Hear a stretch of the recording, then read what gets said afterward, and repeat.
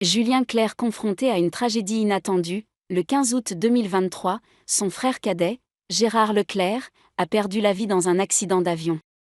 Ce dernier était aux commandes de l'appareil avec deux autres personnes à bord, Michèle Monory, fille de René Monory, ancien ministre et ex-président du Sénat, ainsi qu'une amie de celle-ci.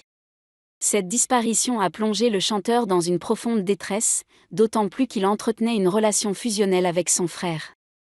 2 jours après cette tragédie, Julien Clerc devait se produire sur scène à La Baule. Malgré le deuil qui le frappait, l'artiste a tenu à honorer cet engagement. Il a déclaré à son public, « Bien sûr, je vais chanter. Pour moi, chanter n'est pas seulement un métier, c'est la façon dont j'ai trouvé de traverser cette vie, de dire « je t'aime » aux gens. C'est ma deuxième respiration.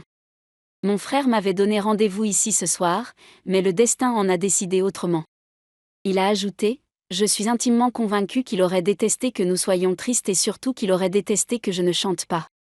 Je vais penser à sa femme Julie, à leurs enfants Charlotte, Antoine et Mathieu, ainsi qu'à leur famille, et je vais dédier ce concert à sa mémoire. Je vais chanter pour lui dire que je l'aime. » Les funérailles du journaliste de télévision âgé de 71 ans ont eu lieu le 24 août dans la commune des Trois-Moutiers, dans la Vienne, en présence de la famille proche du défunt journaliste, notamment Julie Leclerc, son épouse, Julien Clerc et son épouse, ainsi que le journaliste Thomas Soto, l'humoriste Nicolas Canteloup et Marc-Olivier Fogiel.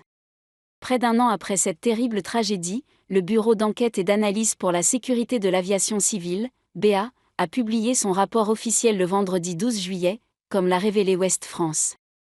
Les enquêteurs du BA ont conclu, à la suite de leurs investigations, que le frère de Julien Clerc a très probablement été victime d'une désorientation spatiale due à la couverture nuageuse.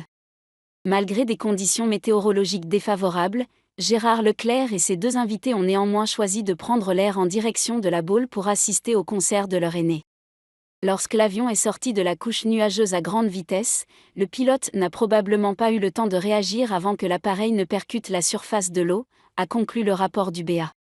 Un accident tragique qui a marqué les esprits.